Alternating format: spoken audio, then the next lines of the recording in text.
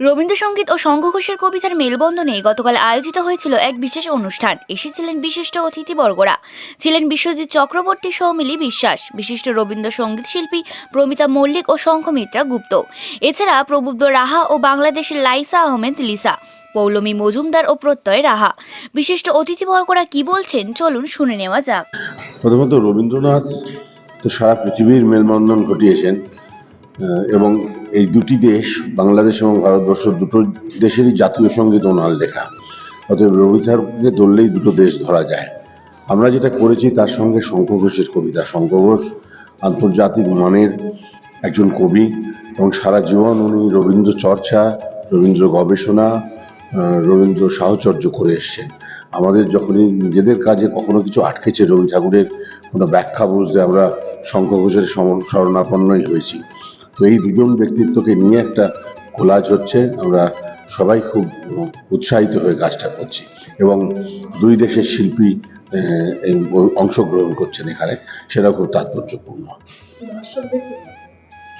দর্শকদের এটাই বলবো যে দেখুন, আমরাও তো বিভিন্ন রকমের বিনোদনের মধ্যে কাজ করি, বিনোদনের অংশগ্রহণ করি।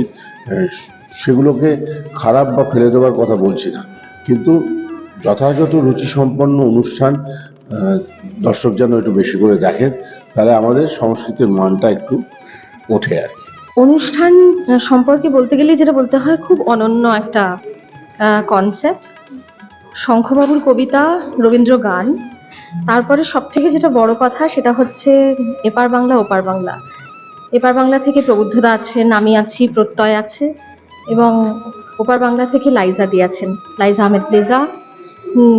সকলকে পাওয়া, পাঠে বিশ্বজিৎদার মতন এত এক্সপিরিয়েন্সড একজন মানুষ সৌমিলি দি আছেন। সব মিলিয়ে খুবই খুবই অনন্য একটি অনুভূতি। প্রস্তুতি তো শুরু হয়েছে, প্রস্তুতি তো করতেই হবে, কারণ সাবজেক্টটা খুব মানে খুবই একটা গম্ভীর সাবজেক্ট। কিন্তু আমরা চেষ্টা করেছি সেটা অডিয়েন্সের জন্য, মানুষ যখন শুনবেন সেটা মনোগ্রাহী করার, যাতে মানুষের ভালো লাগে।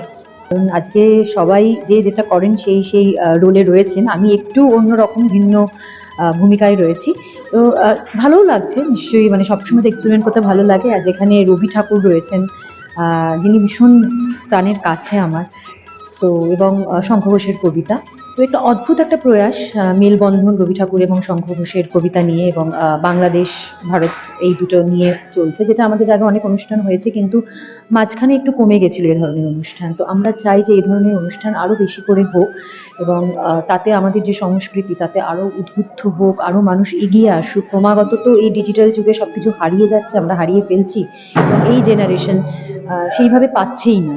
তো আমরা চাই এই ধরনের অনুষ্ঠান আজকের পরে আরও অনেক হোক, এবং আজকের যে জেনারেশন তারাও জানুক রবীন্দ্রনাথকে, রবীন্দ্রনাথের সৃষ্টি, রবীন্দ্রনাথ সম্পর্কে সব কিছু।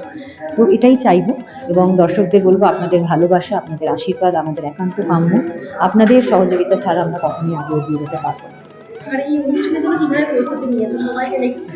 সময় তো বার করে নিতে হয়। যেমন রাত্রিবেলা শুটিং থেকে ফিরে এসে স্ক্রিপ্ট পড়েছি, তারপর আমাদের যে স্ক্রিপ্ট লিখেছে সুমন্ত, ওর সঙ্গে আলোচনা করেছি। তারপর আমাদের যে বড় বড় যারা এর আগে ন্যারেট করে গেছেন, তো তাদের কিছু কিছু কোলাজ সেগুলো শুনেছি ইউটিউবে, চেষ্টা করেছি। এরপরে তো বাদবাকিটা দর্শক বলবেন যে কেমন লাগলো।